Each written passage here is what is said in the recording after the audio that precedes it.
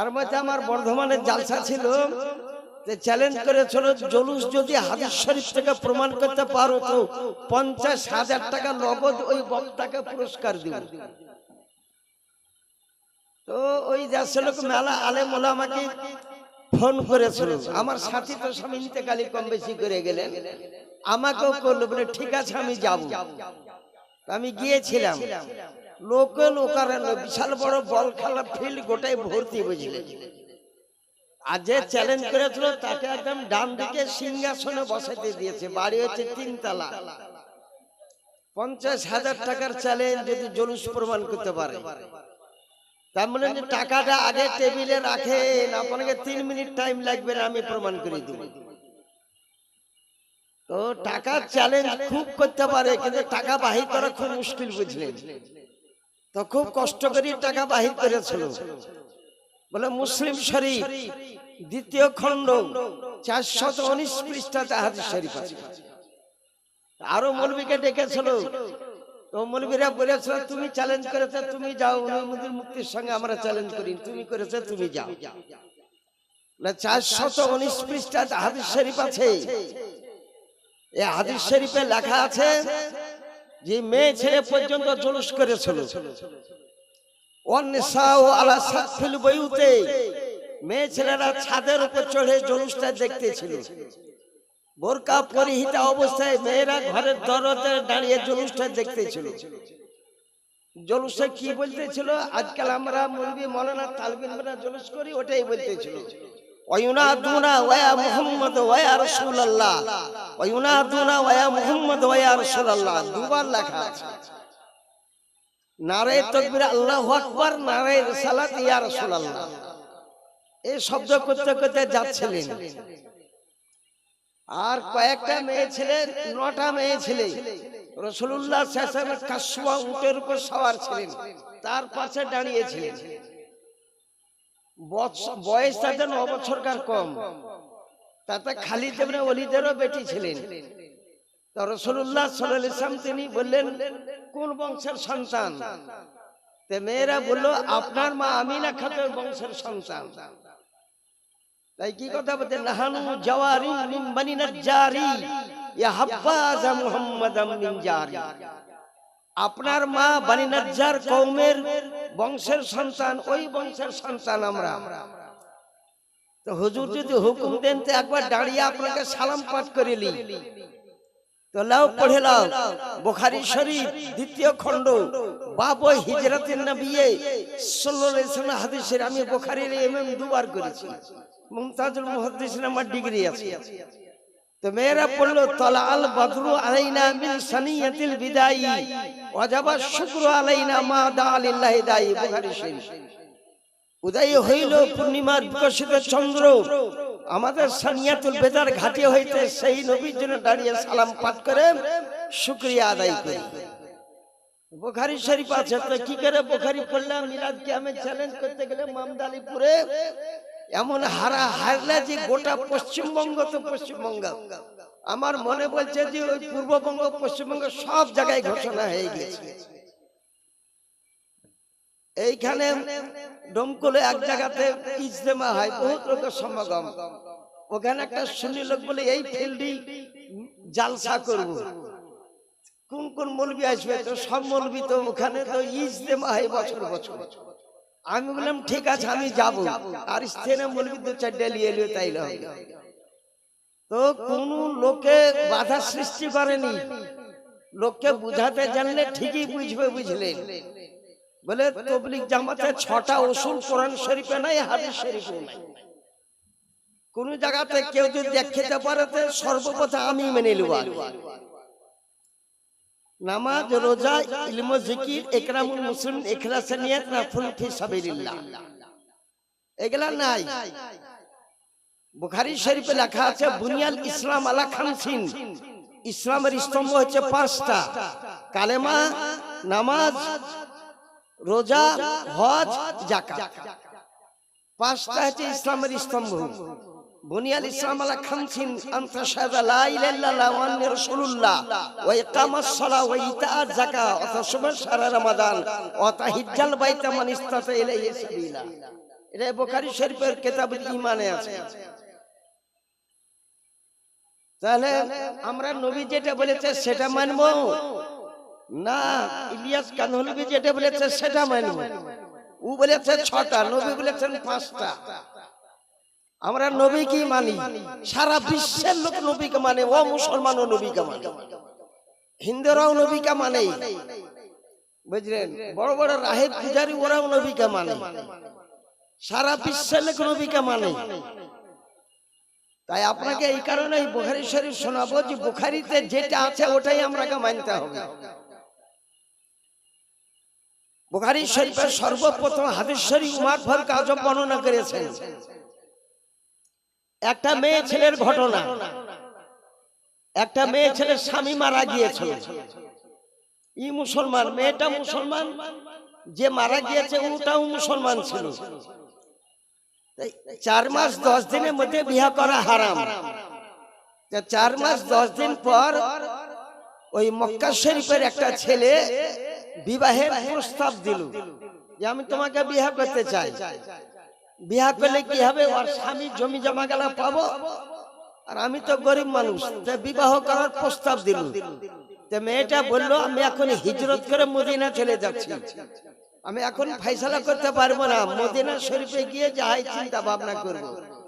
তার একটা বেটা ছিল, বেটার নাম আল কায়েস, এই কারণে একে উম্মুল কায়েস, মেয়েটার নাম ছিল উম্মুল কায়েস। তো বেটাটাকে কোলে করে উটের উপর চড়ে মদিনা শরীফ চলে গেলেন।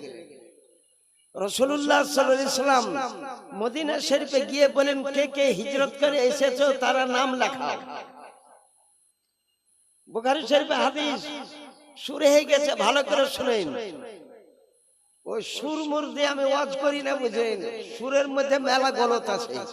তবে আমাদের জিয়াউল মুস্তাফা নূরি ওর 2 ঘন্টা তো ওয়াজ হয়, ওকে লাগে 4 ঘন্টা টাইম। 4 ঘন্টা হলে কিছু বুঝতে পারবে। তো যা হোক, ওই মেয়েটা উটের উপর চড়ে চলে আসলো। এখন ছেলেটা চিন্তা করলো যে আমি যাকে বিবাহ করতে চেয়েছিলাম সে তো মক্কা থেকে মদিনা চলে গেছে। মক্কা থেকে মদিনা 555 কিলোমিটার দূর, তা আমি তো আর এইখানে পাবো না, তোকে বিবাহ করতে হলে মদিনা শরীফ যেতে হবে। তাই ওই মেয়েটাকে বিবাহ করার উদ্দেশ্যে উটের উপর চড়ে ইও মদিনা চলে আসে। তাই বলতে হাদিস শরীফ ওয়ান ওমর ইবনে খাত্তাব রাদিয়াল্লাহু তাআলা قال قال رسول الله صلى الله عليه وسلم انما الاعمال بالنيات فمن كان هجرته الى دنيا يصيبها او الى امراه ينكحها। এই বুখারী প্রথম হাদিস। বলে আনা মুহাজিরুন ইয়া রাসূলুল্লাহ, বলে এদিকে যাও। বলে আমি মুহাজির হুজুর, বলে এদিকে যাও। আমার কাছে উমদাতুল কারি আছে, বুখারী সারা 24,400 টাকা দিয়ে বেরিলি থেকে নিয়েছি। 24,400 কি এখানে আছে? তো আনা মুহাজির, বলে এদিকে যাও। এই লোকটা বের পালি পড়লো, আনা মুহাজির ইয়া রাসূলুল্লাহ, তুই এদিকে বাঁ দিকে যা। আনা মুহাজির হুজুর, বলে এদিকে যাও। আমি মুহাজির হুজুর, বলে এদিকে যাও। মুহাজির মানে মক্কা থেকে যারা মদিনায় এসেছে তাদেরকে মুহাজির বলা হয়। এই লোকটা আবার লাইন দিয়ে বললেন আনা মুহাজিরুন ইয়া রাসূলুল্লাহ, বলে এদিকে যাও। 3 বারের বলে আবার লাইন দিয়েছিল আনা মুহাজিরুন ইয়া রাসূলুল্লাহ সাল্লাল্লাহু আলাইহি ওয়াসাল্লাম। নবী আলাইহিস সালাম বলে আনতা লাইসা বিমুহাজির, তুমি মুহাজির নও, বাল আনতা মুহাজির বিল কায়েস, তুমি কায়েসের মাকে বিয়ে করার উদ্দেশ্যে ওই মক্কা শরীফ থেকে মদিনা শরীফ এসেছো। অবশ্য ইনি বলতেছেন হাদিসের ব্যাখ্যাতে, আমার কাছে উমদাতুল কারি আছে, ওই মেয়েটা ছাড়া ওই মক্কার কোন ব্যক্তি জানতো না, আমার বাপও জানতো না, মাও জানতো না, পৃথিবীর কোন ব্যক্তি জানতো না নবীকে যিনি গায়েবের খবর দিতে পারেন, যিনি দিলের খবর দিতে পারেন। আল্লাহে মা ইয়াখফা আলাইয়া রুকুকুম ওয়ালা খুশুকুম, কসম খোদার রুকুর মধ্যে মন কোন দিকে যায় তারও খবর দিতে পারি, সিজদাতে তোমাদের মন কোন দিকে যায় তারও খবর আমি দিয়ে দিতে পারি। তুই মুহাজির নও, সঙ্গে ছিল নবীর কদমে চুমা দিল, মেয়েটাকে বিয়ে করে ত্যাগ করে দিলাম। হুজুর আপনি মুহাজিরের খাতে আমার নাম লিখলেন। রাসূলুল্লাহ সাল্লাল্লাহু আলাইহি ওয়াসাল্লাম উম্মুল কায়েসকে ডাকলেন, তুমি কুরাইশ বংশের সন্তান, এই ছেলেটা আজমি বংশ, আজমি, কোরাইশি আর আজমিতে বিয়া হয় না, তবুও আমি তোমার গার্জেন হিসাবে, তোমার ওলি আহাদ হিসাবে এই ছেলেটার সঙ্গে তোমাকে বিবাহ দিয়ে দিলাম। কাবিলা জালিকা, সেই বিবাহটা কবুল করে নিয়েছিলেন। এই হাদিস শরীফ ওমর ফারুক আজম প্রথমে বর্ণনা করতেছিলেন।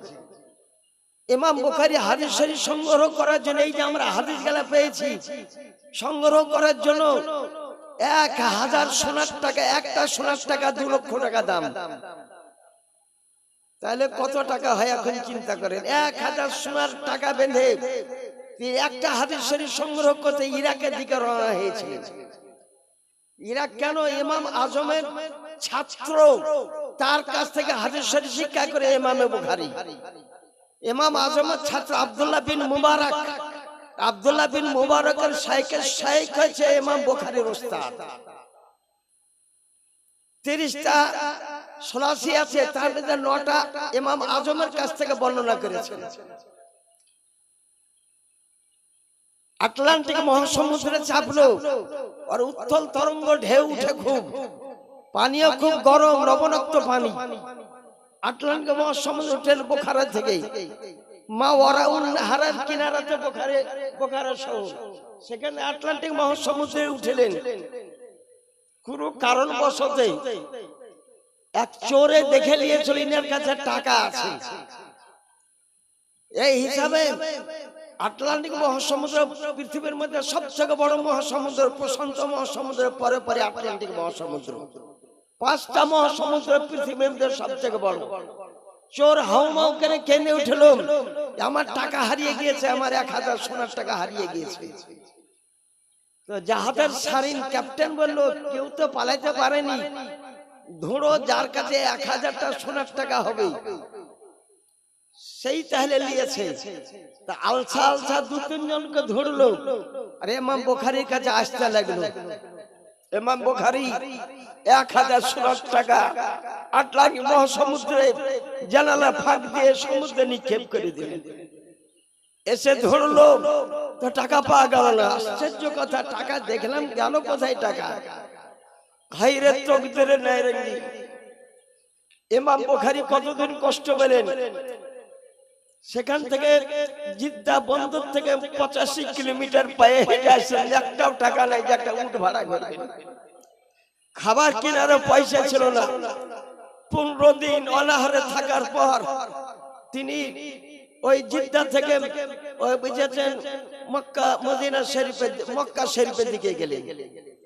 মক্কা শরীফে কিছুদিন থাকার পর ওখান থেকে 555 কিলোমিটার দূর মদিনা শরীফ। টাকা তো নাই, মদিনা পৌঁছতে এখন বহু দূর বাকি। চোর কিন্তু পিছন ছাড়েনি। চোর একটা জঙ্গলের ধারে বলছে, হুজুর গ্যারান্টি ভাবে আপনার 1000টা সোনার টাকা ছিল, টাকাটা কি হলো? বলে, দেখো আমি 6 লক্ষ হাদিস শরীফের হাফিজ, টাকা যদি আমি সমুদ্রে নিক্ষেপ না করে দিই তো লোকে আমাকে চোর সাব্যস্ত করে দিবে, আর ইমামুল মুহাদ্দিসিনকে পিটবে, মারবে, আর কিয়ামত পর্যন্ত আমার হাদিস শরীফ কেউ আর নেবে না, দুনিয়ার কোনো লোক আর গ্রহণ করবে না। তাই ওটা সমুদ্রে আমি নিক্ষেপ করে দিয়েছি। হুজুরের কাছে বায়াত গ্রহণ করলেন, কত কষ্ট দিলাম। ওখান থেকে 650 কিলোমিটার মদিনা থেকে কুফা। তাই তিনি বলেন, আমি হেজাজে 4 বার গিয়েছি, আমি শামে 2 বার গিয়েছি, আমি অন্য জায়গায় 2 বার গিয়েছি, কিন্তু কুফাতে যে আমি কতবার এসেছি তার আমার সমারই নাই।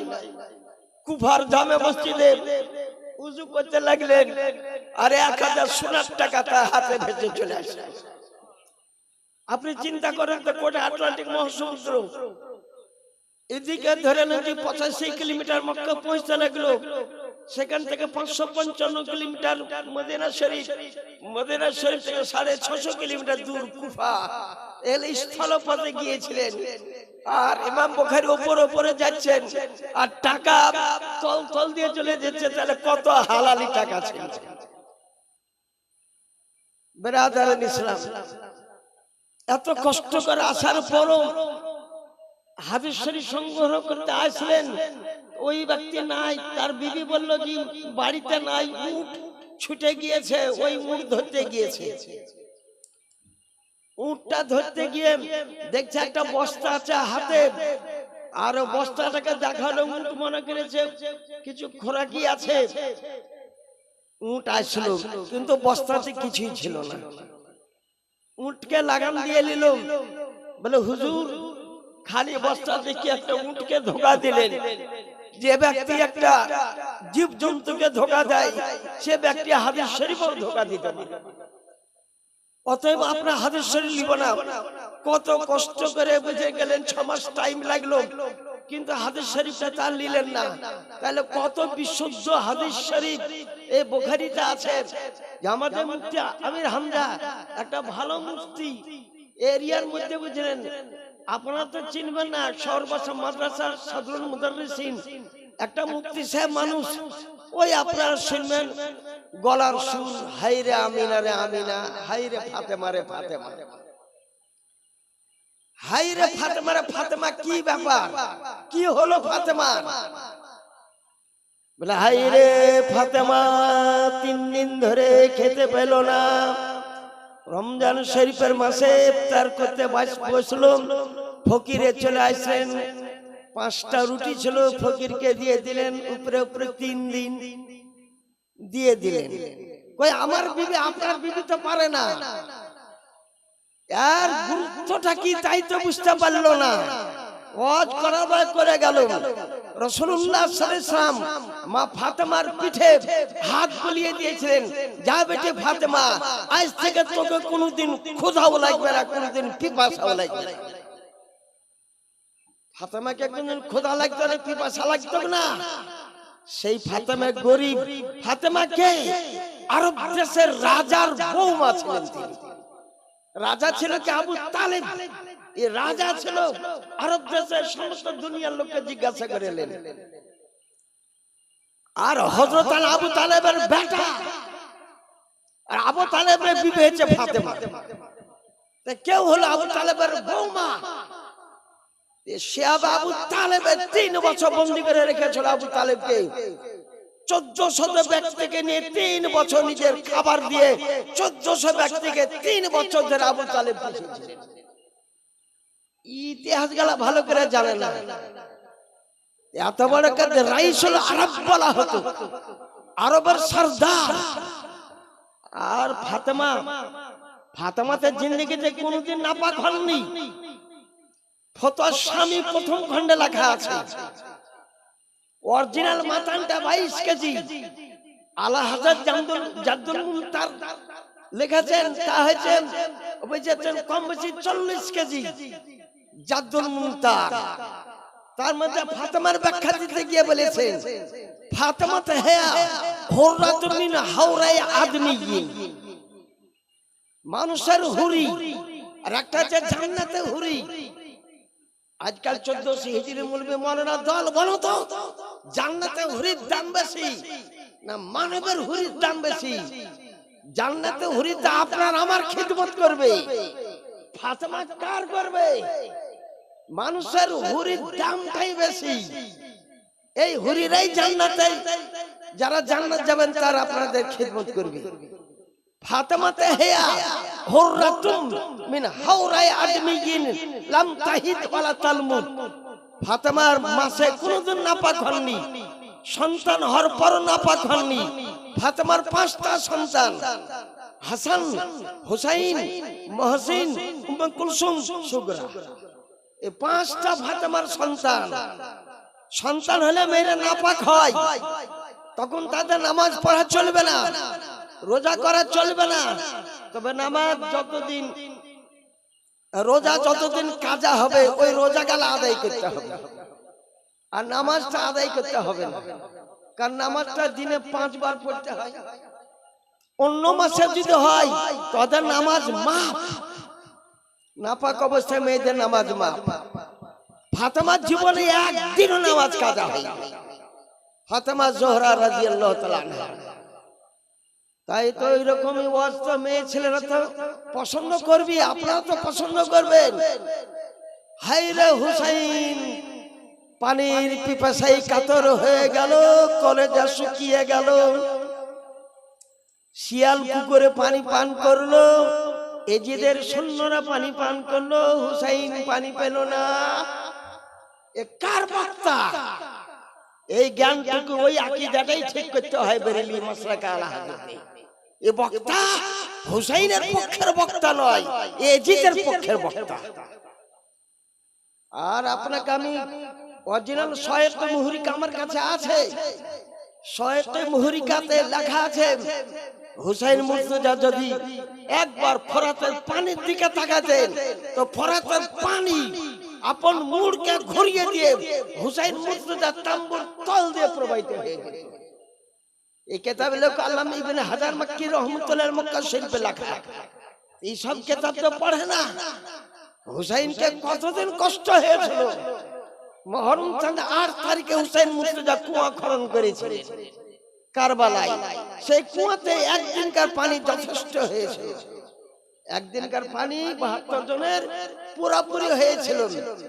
মুহররমের 9 তারিখে যুদ্ধ করার ঘোষণা করলো। হুসাইন বলেছিলেন আজকে ইবাদত করতে দাও, আগামী কালকে লড়ে। 9 তারিখে তিনি ইবাদত করতেছিলেন আর 10 তারিখে যুদ্ধ হলো। কদিন কষ্ট হলো, কদিন পানির পিপাসে কাতর হলো। আপনার মতন সাধারণ ব্যক্তি যে নামাজ পড়েও না, সেও একদিন কিংবা 2 দিন পানির পিপাসায় কাতরে আপনি থেকে যেতে পারে। বলে হাই রে হুসাইনের কষ্ট।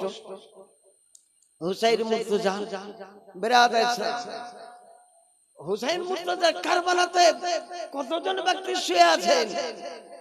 72 জন ব্যক্তি শুয়ে আছেন। তাই আলা হযরত ইমাম আহমদ রাজা খান বেরুলি বলেন, আলা হযরতে কারবালাকে কেন্দ্র করে তিনি বলেছিলেন যে কারবালা তেরি তোমার ময়দানে লাখো সালাম, তেরি কিসমত পে লাখো সালাম। কারবালাকে আমরা তো কবরস্থানকে সালাম দিতে জানি না। একটা জায়েজ আছে বলবে ও জিয়ারত করা হাদিসই নাই। কবরস্থানে সালাম করতে হবে, আসসালামু আলাইকুম ইয়া আহলাল কুবুর আনতুম সালাফুন ওয়া ইন্নী লাহিকুম। তাই বলে কবরস্থানে সালাম দিয়ে আপনার সালামের শব্দ কবরবাসী শুনতে পায়। আপনি দাঁড়িয়ে দোয়া পাঠ করলে আপনার সালাম শুনতে পায়, আপনার দোয়া শুনতে পায়, আপনার কোরআন কারীমের তেলাওয়াতটা শুনতে পায়। বুখারী শরীফের দ্বিতীয় হাদিসে আবার বর্ণনা করতেছি, রাসূলুল্লাহ সাল্লাল্লাহু আলাইহি ওয়াসাল্লাম তিনি চলতেছেন একটা কবরস্থানের উপর দিয়ে। কবরস্থানের নাম হচ্ছে জান্নাতুল গারকাদ। আমি মক্কা হজ করতে গিয়ে জান্নাতুল গারকাদ দেখে এসেছি। জান্নাতুল মুআল্লা দেখেছি, জান্নাতুল মাওলা দেখেছি, জান্নাতুল বাকিয়া দেখেছি, জান্নাতুল গারকাদ দেখেছি, কয়েকটা কবরস্থান দেখেছি। তা জান্নাতুল গারকাদ যা ইন্ডিয়ান ডাক্তারকে যেখানে রাখা হয় ওইখানে বুঝলেন আছে। সেইখানে রাসূলুল্লাহ তখন তো ছিল না, এমনি ফাঁকা মাঠের উপর যাচ্ছেন, হঠাৎ হুজুর দাঁড়িয়ে যাচ্ছেন। সাহাবাই কেরাম অনেক ছিলেন। সাহাবাই কেরামগণ বলেন হুজুর আপনি এখানে দাঁড়ালেন কেন? নবীর সঙ্গে গায়েবের খবর দিচ্ছেন। হাজানে কবরান তু আযাবান, এখানে দুইটা কবর পড়েছে, এদেরকে আযাব হচ্ছে। সারা কায়দানে সবই কিতাবে লেখা আছে আযাবুল কবরে ওয়া মিনাল গায়বে, আযাবে কবর গায়েব। এই শহর বাসা তো দূরের কথা, পশ্চিমবঙ্গের কোন ব্যক্তি কবরে আযাবকে দেখতে পাবে না। কবরে আযাব গায়েব। কিন্তু রাসূলুল্লাহ সাহেব বলেন হাজানে কবরান তু আযাবা, হাজানে মুযাক্কারান সেগা। হুজুর এখানে আমাদের মুফতি সাহেব একজন আছেন, আমির হামজা, উনি বুঝতে পারছেন। হাতানে হচ্ছে মুয়ান্নাস সেগা, হাজান হাজা হাজানে হাজাইনে এগুলা হচ্ছে পুংলিঙ্গের সেগা।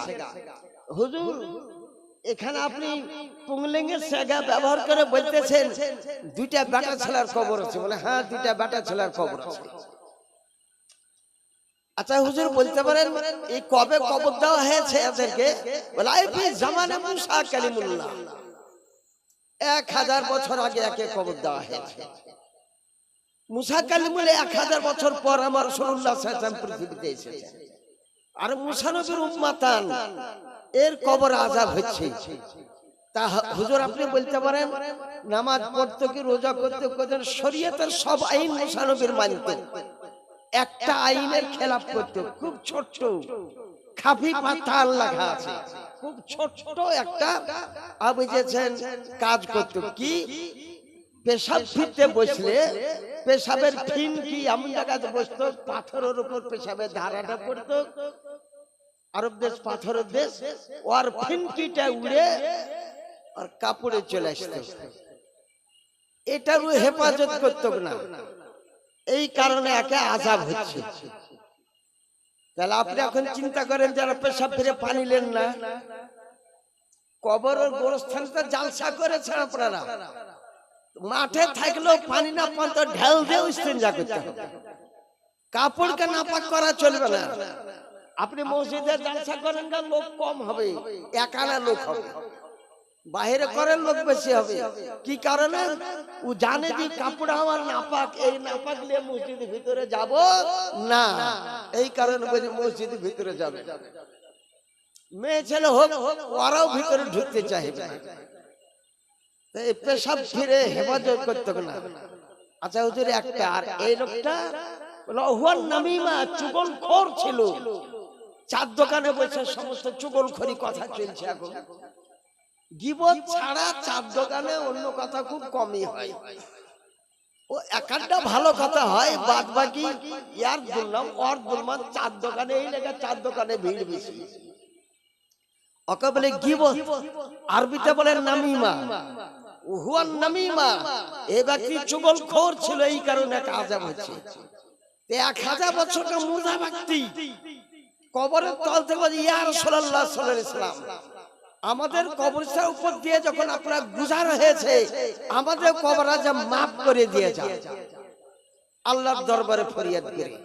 তাহলে বুঝা গেল গোরস্থানের জালসা করলে কমিটির লোক ভালো করে শুনে নাও, সব থেকে বেশি নেকি গোরস্থানের জালসা করা, গোরস্থানের জালসা করলে তার কবরে নেকি পৌঁছায়, তার কবর আযাব কম হয়ে যায়।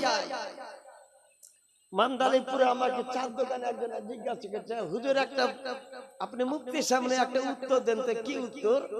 বলে গোরস্থানে ঘাস বেঁধেছে খুব, আমাদের একটা নাইম রেজা বলে এই আমার একটা ছাত্র আছে, বুঝেছে বক্তা হিসেবে ভালো, ওইখানে বুঝলেন বাড়ি, ওই আমাকে বহরমপুর থেকে নিয়ে এসেছে, তো গোরস্থানে ঘাস আছে, জঙ্গলে আছে, তো বিষ দিয়ে দিলে তো গোটাই সাপা হয়ে যাবে, তো বলে গোরস্থানে দুইটা জিনিস দেওয়া চলে না, আগুন লাগানো চলে না, আর বিষ দিয়ে ঘাসকে মারা চলে না, ফতোয়া ফাইজুলে শুনে লেখা আছে, বিষ দিলে ছোট বড় সব ঘাস মরে যাবে, আর ছোট ঘাসগুলা আল্লাহ আল্লাহ তাসবিহ করে, আর ওর নেকিটা কবরবাসী কবরে পৌঁছায়। একটা ঘাসে যদি আল্লাহ আল্লাহ তাসবিহ করে ওর কবরে নেকি পৌঁছায়, একটা জালসা করে দিলে কতবার আল্লাহুম্মা গাই, কতবার আমরা ইয়া নবী সাল্লাল্লাহু আলাইহি ওয়াসাল্লাম বলবো, কত কোরআনে কারিমে আয়াত তেলাওয়াত হলে নেকি পৌঁছাবে না, কিন্তু এই হাত ঝাড়ুয়ার দল, এতে 10টা নাম আমার জানা আছে। আমাদের ভগবান গলার লোক বলে ফারাজি, লাল গলার লোক বলে হেজাবি, তারপরে বিহারের লোক বলে গায়ের মুকাল্লিদ, আরবের লোক বলে ওহাবি, তারপরে রিয়াদের লোক বলে নাজদি, মালদাহার লোক বলে নেংটি খোলা, তারপরে ধরে নেন জি ওই উত্তর দিনাজপুরের লোক বলবে হাত ঝাড়ুয়া, এই যে কত রকমের যে নাম আছে বুঝলেন, কিন্তু রাগবে, তোমার রাগার কি দরকার, তুমি হাত ঝাড়ো বলে আমরা হাত ঝাড়ুয়া বলি, আচ্ছা রাগার কি দরকার, আমরা কান পর্যন্ত হাত তুলি, নাভির নিচে হাত বাঁধি, তোমরা বুকের উপরে হাত বাঁধো, আছে কোন বাপের বেটা বুখারী শরীফ থেকে বুকের উপর হাত বাঁধা দেখাতে পারে? 86টা ছকান হাদিস থেকে বুকের উপর হাত বাঁধা, আমি তো বাহাস করাই লোক, বাহাস করতে সেদিন আসবো, টাকা নিবে না, যদি প্রমাণ করতে না পারে তো যত খরচ হবে সমস্ত খরচ গ্রামের লোককে দিতে হবে, এটা হলো আমার কথা। আপনি বুঝতে পারলেন কি যে হাত তুলে দোয়া করা যায়, এরা বুঝে বেদাত বেদাত বেদাত, হাত তুলে দোয়া করার কোনো হাদিস নাই। বুখারী শরীফ হুজুর কালকে দেখলেন দ্বিতীয় খণ্ড 506 পৃষ্ঠাতে আনাস বিন মালিক রাদিয়াল্লাহু তাআলা বাড়িতে খুব অভাব, খাবারের খুব অভাব। তা খাবারের অভাবে আল্লাহর কাছে দোয়া করি, আল্লাহ তুমি রুজির মালিক, আল্লাহ তুমি রুজি দাও। আল্লাহ হচ্ছে রুজির মালিক, সবাই জানেন আল্লাহ রুজির মালিক কে। হোয়াটসঅ্যাপে লেখা আছে রুজির মালিক কে? আল্লাহ। আমি যদি বলি রুজির মালিক রাসূলুল্লাহ সাল্লাল্লাহু আলাইহি ওয়াসাল্লাম, এটাও বুখারীতে প্রমাণ করতে পারি। ওয়াইন্নামা আনা কাসমুন আল্লাহু ইউতি। হাদিস তো পড়তে জানে না, এক বছরই বুখারী শরীফ হয়েছে অত মোটা হাদিস শরীফ, এক বছর কি পড়লো না পড়লো, মাথায় পাগড়ি তো আর পাই না, পাগড়িও পাই না, সার্টিফিকেটও পাই না, ছুচকাল টুপি মাথায় দিয়ে চলে আসছে।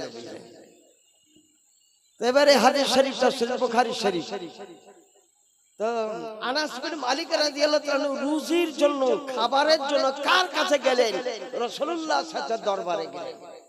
আনাস বিন মালিক আগে বিখ্যাত সাহাবে রাসূল, সাবেক কাদিম সাহাবে রাসূল, 10 বছর রাসূলুল্লাহ সাল্লাল্লাহু আলাইহি ওয়াসাল্লামের বাড়িতে গোলামি করেছেন। 10 বছর খিদমত করে নবীর বাড়িতে, নবীর 10 বছর ওনার বাড়িতে, নবীর বাড়িতে ছিলেন। কত ভুল করেছি, একদিনও রাসূলুল্লাহ সাল্লাল্লাহু আলাইহি ওয়াসাল্লাম আমার ভুলের জন্য আমাকে শাসন করেননি। সে আনাস বিন মালিকের বিহা দিয়ে দিয়েছেন রাসূলুল্লাহ সাল্লাল্লাহু আলাইহি ওয়াসাল্লাম। 2-3টা সন্তান হয়েছিল, কিন্তু বাড়িতে সেদিন খাবার নাই। তাই রাসূলুল্লাহ সাল্লাল্লাহু আলাইহি ওয়াসাল্লাম দরবার আসেন, বলে হুজুর একটু দোয়া করে দিন। দেখেন হাদিস শরীফ, নবী হাত তুলে দোয়া করতেছেন, আল্লাহুম্মা আকসির মালাহু ওয়া ওয়ালাদাহু ওয়ারাতিল হায়াতা। হে আল্লাহ, আনাস বিন মালিকের নিজেতে বরকত দাও, মালে বরকত দাও, আর ছেলে পিলাতেও বরকত দাও, আর বয়সকে বৃদ্ধি করে দাও। তিনটাই তো আল্লাহর হাতে। আমি যদি বলি আল্লাহ নবীও তো বয়স বৃদ্ধি করতে পারেন। আদম পয়গম্বর আলাইহিস সালাতু ওয়াস তাসলিম একটা জান্নাতের রূহকে দেখে খুব আশ্চর্য হয়ে গেলেন। বলে এর নাম কি? বলে দাউদ আলাইহিস সালাম। আর বয়স কত? বলে এর বয়স হলো 100 বছর। বলে আল্লাহ আমার বয়স কেটে 50 বছর দাউদ আলাইহিস সালামকে দিয়ে দেন। তো 150 বছর করে দিলেন। আর ইনার 1000 বছর বয়স ছিল, 950 বছর করে দিলেন। 950 বছর পর ইসরাইল আলাইহিস সালাম চলে আসলেন। জান কজন কি রকম? আমার যে বয়স 1000 বছর। বলে হুজুর, আপনি যে আপনার বেটা দাউদ আলাইহিস সালামকে, উনি একজন নবী এবং রাসূল, ওনাকে যে 50 বছর দিয়েছেন। হ্যাঁ দিয়েছি, 50 বছর দিয়েছি। তাহলে 50 বছর আপনার কমলো। বলে আল্লাহর কাছে ফরিয়াদ করে যাও। আল্লাহ আদম কি বলছে? বলে আল্লাহ বললেন যে যা আদম সাহেব তোর 1000 বছর, 1000 বছর থাকলো, দাউদ নবীর 150 বছর থাকলো। যা, তাহলে বোঝা গেল নবীগণ বয়সকে কমও করতে পারেন, বয়সকে বেশিও করতে পারেন। তা হুজুর রুজির জন্য দোয়া করলেন। বলে তোমার খেজুরের গাছ আছে? বলে একটা ছোট্ট 10 কাঠার বাগান। পাতাফা বেহা সালাসাত মাররাতিন, 3 বার ঘুরলেন। বলে আল্লাহ বছরে একবার ফল দেয়। আমি রাসূলুল্লাহ সাল্লাল্লাহু আলাইহি ওয়াসাল্লাম বলে আজ থেকে খেজুরের বাগান তুমি বছরে 2 বার করে ফল দিবে। যারা মক্কা হজ করতে গিয়েছেন, একটা বাগান আছে সারা বছর খেজুর ধরে থাকে, ওটা হচ্ছে আনাস বিন মালিকের বাগান। ওটা হচ্ছে আনাস বিন মালিক। নবীর যুগে 2টা বাগান জিন্দা আছে, একটা আনাস বিন মালিকের বাগান, একটা সালমান ফারিসের বাগান। এই 2টা বাগান মাত্র জিন্দা আছে। 2টা বাগান আমি দেখেছি। সালমান ফারিসকে বলেছিল আজ সন্ধ্যা হইতে 3.5 কেজি সোনা যদি এনে দিস বলো তোমাকে আজাদ করে দেব, আর নাই তো এই তোমার এই 400টা খেজুরের গাছ আছে, লাগিয়ে যেদিন ফল ধরবে সেই দিন আজাদ করব। তো রাসূলের কাছে বীজ গালা নিয়ে আসেন, হুজুর এই কথা বলেছে, যা চল বাগানটা লাগিয়ে দি চল। কিন্তু সালমান ফারিসি বলে রাস্তাতে অখেয়ালে একটা খেজুর আমি খেয়ে নিয়েছিলাম, আঠিটা কোন দিকে ফেলিয়ে দিয়েছে। তা 399টা গাড়ার পর বলে আরেকটা দাও। তুমি কি 400টা কথা বলেছো? হুজুর ওটা রাস্তায় খেলে বিচে ফেলিয়ে দিয়েছি। আনাস বিন মালিকের মুখে লালা পুঁতে দিলেন, তো গোটা সালমান ফারিসের বাগানে বিনা বীজের খেজুর হয়ে গেল। যারা কিনে এনেছেন, আমিও আগতে জানলে আরো বেশি করে নিতাম, দামটা বেশি, 1 কেজি মতো এনেছে, গোটা দেশে হুলস্থুল পড়ে গেল। বিনা বীজের খেজুর আবার কেমন করে হয়? বিনা, ওই সালমান ফারিসের বাগানে একটা খেজুরের হাতে আঠি নেই, একটাও আঠি নাই। আর বিনা আঠিতে আপনার হবে না, কোন ফলই হবে না। তো রাসূলুল্লাহ সাল্লাল্লাহু আলাইহি ওয়াসাল্লাম বললেন, আমি দাদ হর সাল দুবার আশাতুল উমাত, আমার কাছে অরিজিনাল আছে, মুহাদ্দিস আব্দুল হকের লেখা। বছরে দুবার করে ফল দিও, বছরে দুবার, যখনই যান তাজা খেজুর, কাঁচা খেজুর আপনি মদিনা শরীফে পাবেন, কিনে খেতে পারেন। আপনার ওখানে দাম খুব বেশি লাগে, তো দুবার করে বছরে ফল। আমি দোয়া করি তো এই আমের বাগানে দুবার করে ফল হোক, কিন্তু রাসূলুল্লাহ সাল্লাল্লাহু দোয়া করলেন, আজ ওদের সন্তানের জন্য দোয়া করলেন, সন্তান কটা হবে? বলে যা দোয়া করলাম 50টা সন্তান হবে, যা তোর ফ্যামিলিতে। বলে হুজুর মেলাই বেশি হয়ে গেল। বলে 60টা হবে সন্তান, যা। বলে হুজুর কম করে দেন। বলে 70টা সন্তান হবে। হুজুর আর কোন কথা? বলে আসসালামু আলাইকুম। বলে 80টা সন্তান হবে। তাই বলে আনাস বিন মালিক চলে গেলেন। আনাস বিন মালিকের ফ্যামিলিতে 120টা সন্তান হয়েছিল, একটা মাত্র কন্যা সন্তান, 119টা পুত্র সন্তান। আর রাসূলুল্লাহ বলেন, বুখারী শরীফ 2 খণ্ড, বাব বাদিল খালক, ফারাইতু মিন মাশারিকিহা ওয়া মিন মাগরিবিহা, আমি সূর্য যেখানে উঠে মাশরিক ওটাও দেখতে পাই, সূর্য যেখানে ডুবে ওটাও দেখতে পাই। এটা হচ্ছে আমার রাসূলুল্লাহ সরওয়ারে দো আলম সাল্লাল্লাহু আলাইহি ওয়াসাল্লাম। আর সেই নবীকে যদি কেউ বড় ভাই বলে, ফতোয়া আমি মুফতি তাখাসসুস করাই, বড় ভাই মারা গেলে ইদ্যত পর বড় ভাইয়ের বিবিকে তার আপন ছোট ভাই বিয়ে করতে পারে। কোরআন শরীফের 4 পারাতে লেখা আছে। অনুরূপ ছোট ভাইয়ের মারা যায় কিংবা তালাক যদি দিয়ে দেয়, তো ছোট ভাইয়ের বিবিকে ইদ্যত পর আর আপন বড় ভাই বিয়ে করতে পারে। এটা কোরআন শরীফের ফতোয়া। বল, নবী যদি ইন্তেকাল করে, নবীর কোন বিবিকে কেউ বিয়ে করতে পাবে? নবীর বিবিকে বিয়ে করা হারাম। কোরআন শরীফে লেখা আছে, আজওয়াজুহু উম্মাহাতুহুম, নবীর বিবিগণ হচ্ছে মুসলমান তোমাদের মা। বেটা ছেলের মা নবীর বিবিগণ, আর আপন মাকে বিয়ে করা হারাম। ইন্নামা হুরমা আলাইকুম উম্মাহাতুকুম, তোমাদের আপন মাকে বিয়ে করা হারাম। আর তোমার আপন মার থেকে দাম বেশি, নবীর বিবিগণের দাম বেশি। আর বলছে নবী বড় ভাই, কোন দিক দিয়ে নবী বড় ভাই? নবীকে বড় ভাই বলা হারাম। কোন কিতাব আছে? তাকবিয়াতুল মিন কিতাবে লিখেছে নবী কেমন বলে, হামারা বড় ভাই। মিলাদ করে কিয়াম করে কি হবে? হামারা বড় ভাই। এই কথা তারা বলে বুঝলেন। তো নবীকে তো ভাই বলা হারাম। এই আপনার ডোমকুলের কাছে একটা জায়গা আছে, ডোমকুলের ওইখানে ভগীরথপুর বলে একটা জায়গা আছে। ওইখানে একদিন জালসা করতে গিয়ে একটা ফুরফুরার মৌলবি এসে বলছে, মুহাম্মদ রে মুহাম্মদ রে মুহাম্মদ, আমি আল্লাহ তোকে অত্যন্ত ভালোবাসি রে মুহাম্মদ।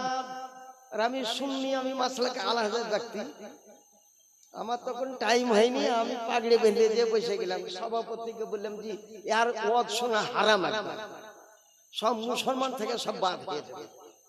বলে তুমি বন্ধ করো। ও সাথে সাথে বন্ধ করে দিয়েছে। কি হলো? বলে ও বললে আল্লাহ বলেন, আল্লাহ তাআলা কোরআন শরীফে বলেছেন, মুহাম্মদ রে মুহাম্মদ রে মুহাম্মদ। তো মুহাম্মদ রে মুহাম্মদ কোন জায়গাতে কোরআন শরীফ আছে আমাকে দেখিয়ে দাও। রে মুহাম্মদ আমি তোমাকে খুব ভালোবাসি, কোরআন শরীফে আছে বলেছে, দেখিয়ে দাও কোন জায়গাতে আছে। আমি তো কোরআন শরীফ হিফজ করেছিলাম, অর্ধেক কোরআন শরীফ হিফজ করার পর চিন্তা করে দেখলাম যে মৌলবি লাইন তো আমার ছিটা যাবে, বুঝলেন? দেখা কোন জায়গাতে আছে রে মুহাম্মদ, মুহাম্মদ রে মুহাম্মদ। তো বলছে আমাদের হুজুরেরা করে। বলে তোর হুজুরেরা কে ডাক্কা ফুরফুরা গোটায় হুজুর গালাকে, যদি পড়িয়ে দিতেন না পারিতেন কি বলেছি। আর বলে রে মুহাম্মদ, তুমি না জেনে বলেছো না জেনে? বলে না জেনে বলেছি। বলে তাহলে তোমাকে তোবা করতে হবে, এখনই তোবা করতে হবে। তুমি লোকের সম্মুখে তোবা করো, লোকের সম্মুখে তোবা করে আগে ই করি। আপনাদেরকে আমি আরজ করি, আবেদন করি যে মুহাম্মদ রে শব্দ কোন জায়গাতে লেখা নাই, যেখানে আল্লাহ নবীর নাম নিয়েছে রাসূলুল্লাহ শব্দ ব্যবহার করেছে। যেমন মুহাম্মাদুর রাসূলুল্লাহ 26 পারায়, মা কানা মুহাম্মাদুন আবা আহাদিন মির রিজালিকুম ওয়ালাকিন রাসূলুল্লাহ খাতামান নবিয়্যিন।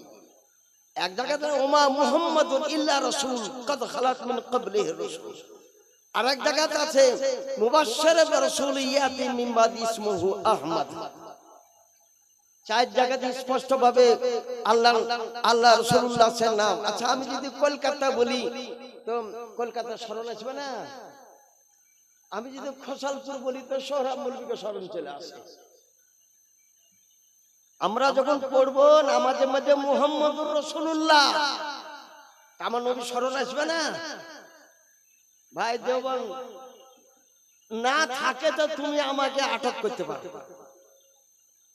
এ বুঝেছেন সেরাতে মুস্তাকিমের 134 পৃষ্ঠাতে লিখছে, 134 পৃষ্ঠায় বেশ্যা নারীকে নামাজে স্মরণ করলে নামাজ হবে। বলো তো কত বড় অন্যায় কথা! নামাজ সম্বন্ধে, নামাজকে মানে বাদ দেওয়ার জন্য বলছে। বেশ্যা নারীকে নামাজে যদি খেয়াল আসে তা নামাজের কোনো অসুবিধা হবে না। কোন ব্যভিচারিণীকে নামাজের মধ্যে খেয়াল করলেন নামাজের কোনো অসুবিধা হবে না। কিন্তু কোন পীরকে কিংবা হযরত মুহাম্মদ সাল্লাল্লাহু আলাইহি ওয়াসাল্লামকে নামাজে খেয়াল করো তো হযরত মুহাম্মদ সাল্লাল্লাহু আলাইহি ওয়াসাল্লাম বেশ্যা নারী আর ব্যভিচারিণী নারী, নিজের বাড়ির গাধা, নিজের বাড়ির বলদ অপেক্ষা নিকৃষ্ট রাসূলুল্লাহ সাল্লাল্লাহু আলাইহি ওয়াসাল্লাম। আমার নবীকে এত বড় কথা বলে একটা প্রতিবাদ করার ক্ষমতা হলো না লোকের ভয়ে। 134 পেটে শুনলেন, बाप जानिया के ख्याल से अपने बीवी का मुजामत का ख्याल बेहतर है। खा किसी बुजुर्ग खा जनाब रसूल माँ भी हो, अपनी हिम्मत को लगा देना अपने बैल और गाधे की सूरत में मुस्तगरक होने से ज्यादा बुरा है। এখানে একটা সুন্নি মাদ্রাসা খুলেছে, শহরবালায় একটা সুন্নি মাদ্রাসা খুলেছে। আপনি আপনাদের বাচ্চাদেরকে সুন্নি মাদ্রাসাতে পড়ান, সুন্নি মাদ্রাসা দান বেশি করেন যাতে সুন্নি মাদ্রাসা তারাক্কি হয়। আমি একটা মাসে একলাই চালাতে হয়, 30টা ছেলেকে বাড়িতে খাওয়াইতে হয় 3 বার। আগে তো ছিল 2 বার, এখন আবার 3 বার করে খাবার দিতে হতেছে। আর এমনি বাহিরকার ছেলে 1-6 জন আছেই, বুঝলেন। মাযহাব নিজে একটা চলে। আপনার শহর বাসাতে তালিবিন গেল আমাকে মুসাফা গেলে আসার সমস্ত করলে, আবার আমি যখন নতুন নতুন আসি তো 10-12টা ছেলেতে মুসাফা করলাম।